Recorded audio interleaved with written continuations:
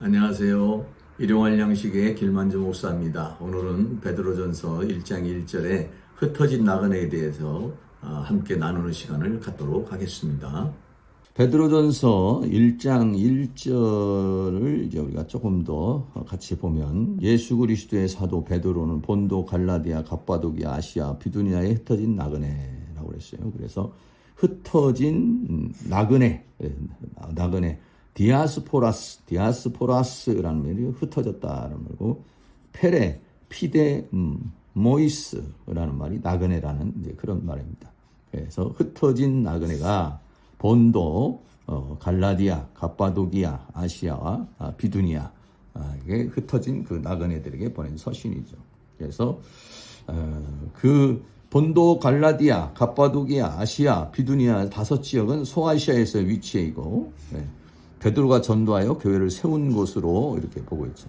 그 로마 황제에 계속되는 핍박과 고난 가운데 있는 교회들에게 희망의 메시지를 보낸 것이죠.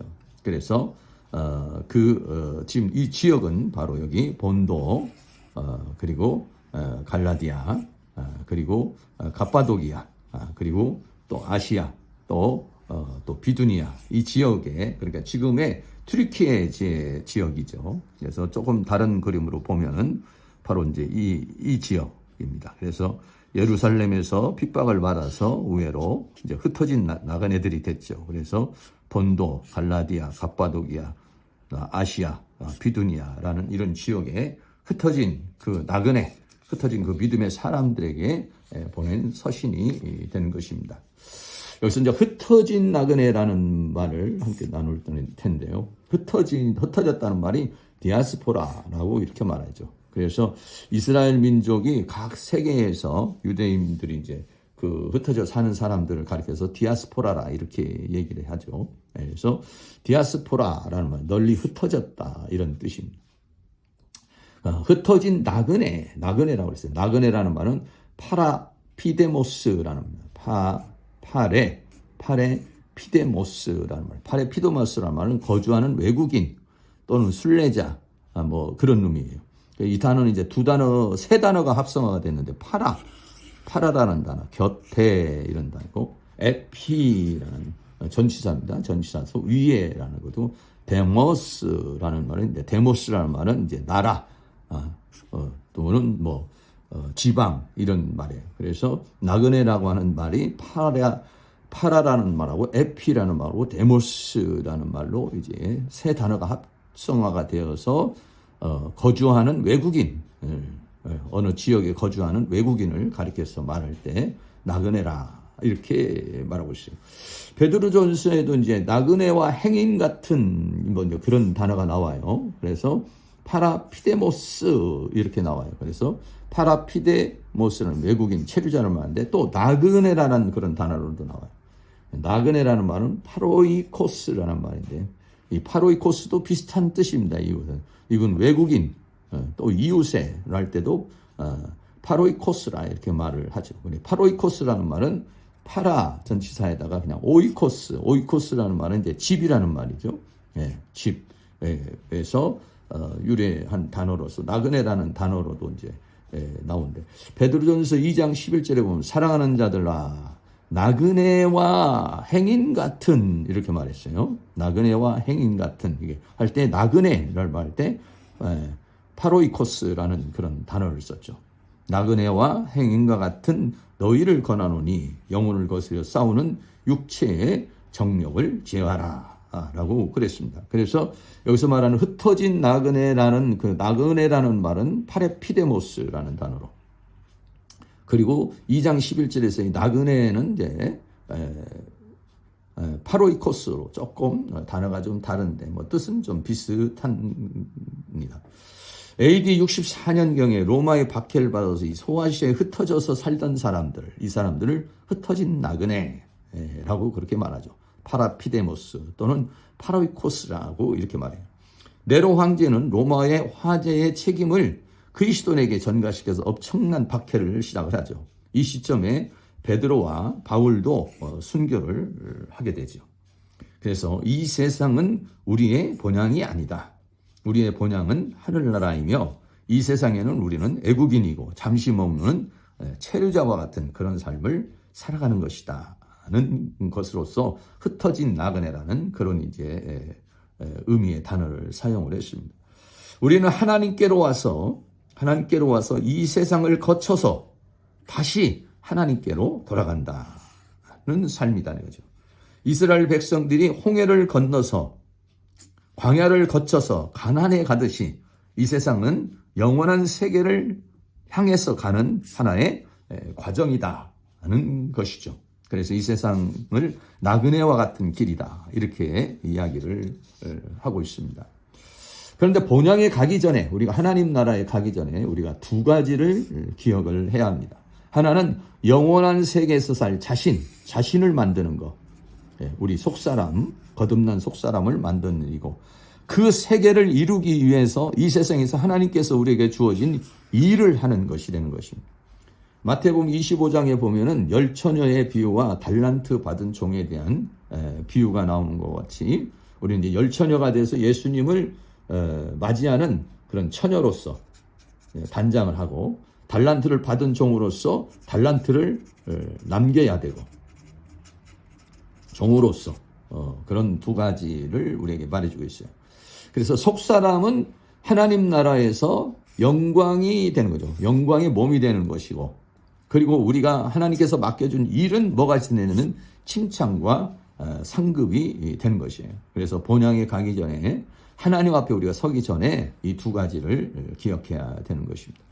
흩어진 나그네는 외적으로는 핍박을 받아서 예루살렘의 다른 지역으로 도망을 한 것이고, 내적으로는 하나님께서 이방의 씨를 뿌린 거죠. 두 가지 의미가 있죠. 겉으로 볼 때는 핍박을 받아서 예루살렘으로 도망을 한 것이에요. 그런데 하나님의 그 뜻은 뭐냐면, 그렇게 해서 이방인에게 복음을 전파하게 하려는 하나님의 뜻이 있었던 것이죠.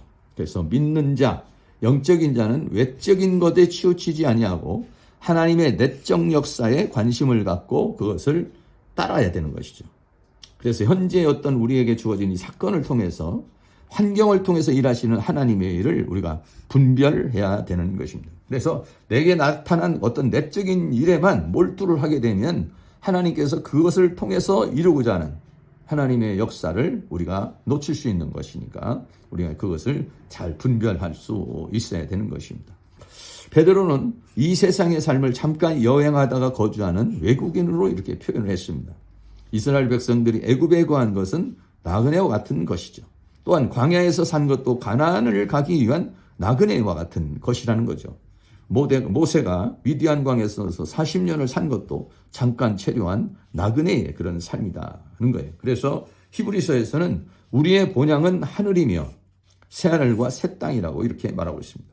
히브리서 11장 13절에 이 사람들은 다 믿음을 따라 죽었으며 약속을 받지 못하되 그것을 멀리서 환영하며 또는 땅에서는 외국인과 나그네로라 증거하였으니 이같이 말한 자는 본향 찾는 것을 나타남이라 라고 그랬어요.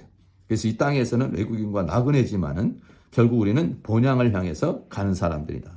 저희가 나온 바 본향을 생각하였다면, 저희가 나온 바 본향은 아브라함 같으면 이제 하란이죠. 그런 본향을 말하는 것이 아니다. 본향을 생각 돌아갈 기회가 있었으려니와 저희가 더 나은 본향을 삼아니 곧 하늘에 있는 곳이다. 우리가 이 세상에서 태어나면 자기 고향이 있지요. 그래서 우리는 그 고향이 아니라 더 나은 본향, 다시 말하면 하늘에 있는 본향을 우리는 바라보는 것이죠. 그러므로 하나님이 저희 하나님이라 일컬으심을 받으심을 부끄러워 아니하고 저희를 위하여 한 성을 예비하셨느니라 라고 그랬어요. 우리가 노래 가사에도 보면 최우준의 하숙생이라고 하는 이제 그런 노래가 있죠.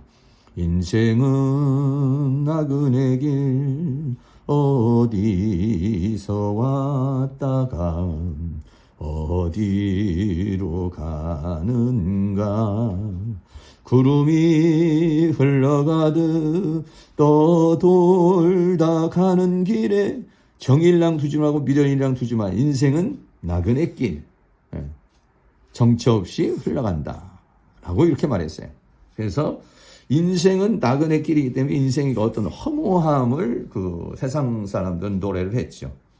그러나 우리는 똑같은 노래지만은 찬송가에서는 찬양에서는 이 세상은 나그네 길 나는 말이에요. 나의 집은 저 하늘 저 너머 있고, 그러니까 나그네는 나그네지만은 본향이 있는 나그네다라는 것이요. 천사들은 하늘에서 나루라고 부르니 나는요 이 세상에 있을 마음 없어.